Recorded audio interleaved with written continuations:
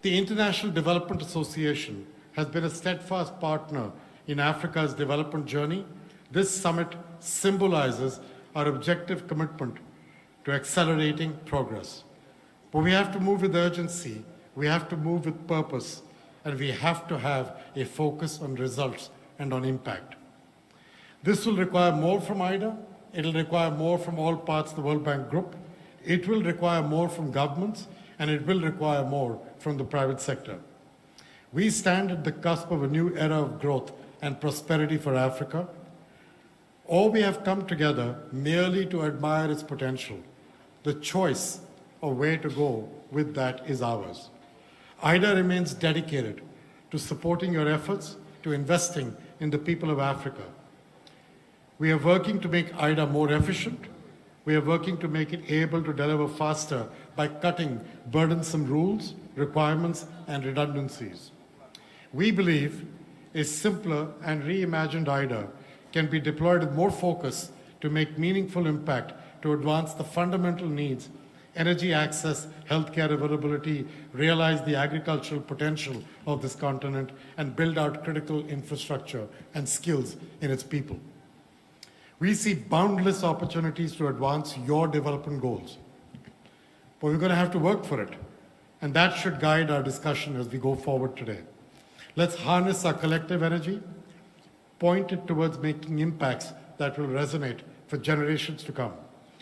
Once again, let me extend my deepest gratitude to President Ruto for hosting in this beautiful country, and to each of you for traveling to be with us today. I look forward to interacting with you as the day goes along. Kenya and the broader East Africa region faces severe flooding that devastated communities, destroyed infrastructure, and disrupted our economies.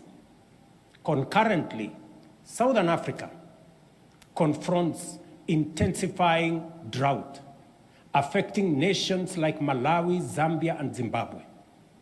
Just last year, the roles were reversed, highlighting our shared vulnerability to extreme weather patterns. As I speak to you in this podium, 10,000 people in Nairobi city are displaced by floods. That is the gravity of the situation. Only a year ago, we had a devastating drought on the other end. This new normal demands our immediate and united action to safeguard our collective future. This underscores the critical role of IDA for Africa Summit. As a cornerstone of financing for Africa, IDA has directed 75% of its total commitments, nearly $26 billion, to our continent in the last fiscal year, with African nations comprising 8 of IDA's top 10 borrowers. This support is not just financial. It is a lifeline for our development and also our stability.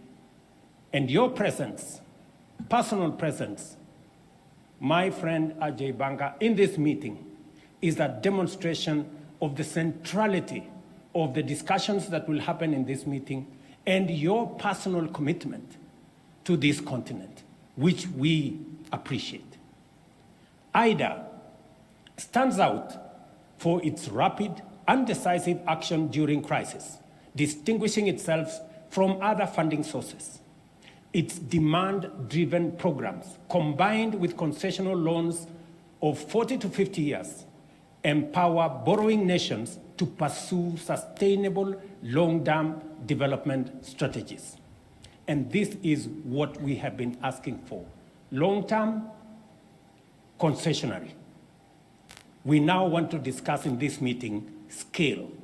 That is the only aspect that is missing in this configuration. And as Ajay Banka said, two things are missing: scale and design.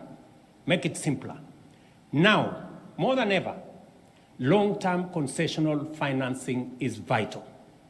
As many Africans and other developing nations face severe debt crisis, this financial strain hampers our efforts to combat climate change, transition to low carbon economy, and adequately fund essential sectors like education, health, and social protection. We have frequently discussed the financial challenges that restrict our economic capabilities and reduce our investment in resilience and growth.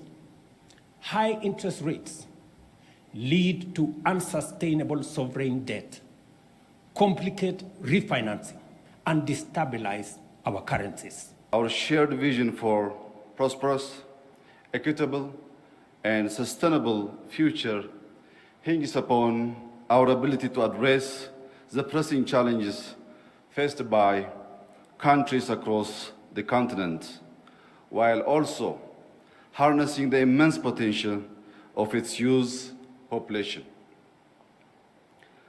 Allow me to shed light on the state of affairs in Ethiopia, a nation that has been harnessing resilience in the face of a spectrum of challenges, aggravated by external forces such as climate change, pandemic, geopolitical tension, and the soaring global cost of living.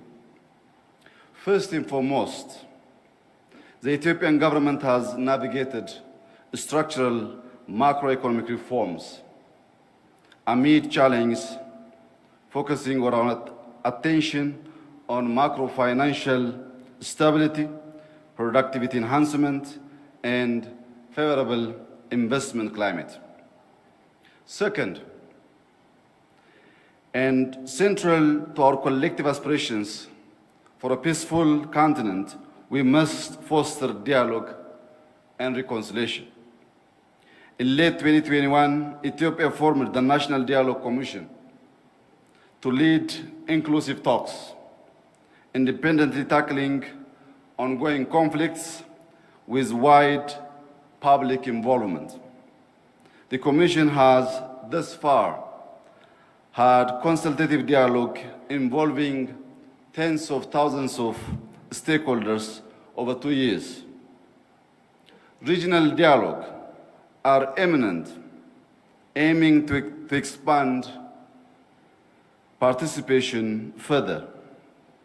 Third, like many IDA countries, Ethiopia faces unemployment and a skill gap challenge, with the government prioritizing accessible education to empower citizens while encouraging youth engagement in startups across various fields. Tanzania hosted IDA 20 midterm review meeting, which among other things highlighted the impact of IDA financing. In addition, to emphasize the need for an ambitious IDA 21 replenishment, Tanzania reiterated its appreciation for IDA's collaboration, which has helped to improve maternal and child health indicators, rural electrification rates, access to safe drinking water, and economic recovery more broadly. We believe that it should be a collective effort to highlight both the impactful success stories of IDA and the potential that IDA still has. Indeed, IDA has great potential to help its recipients to leverage resources from other partners. For instance, in Tanzania, we have an infrastructure project in Dar es Salaam called the Msimbazi Basin Development Project, which benefited from World Bank support worth $2 million. Having secured these resources, Tanzania has already been able to leverage an additional $60 million from other partners for this project, which aims at strengthening flooding or flood resilience and integrated urban development in our economic hub. Excellencies, in a bid to consolidate and building on the successes obtained during IDA 20, we are pleased to advance this most important dialogue on IDA 21. We are doing so at a time when Africa and the world are still facing the effects of multiple crises.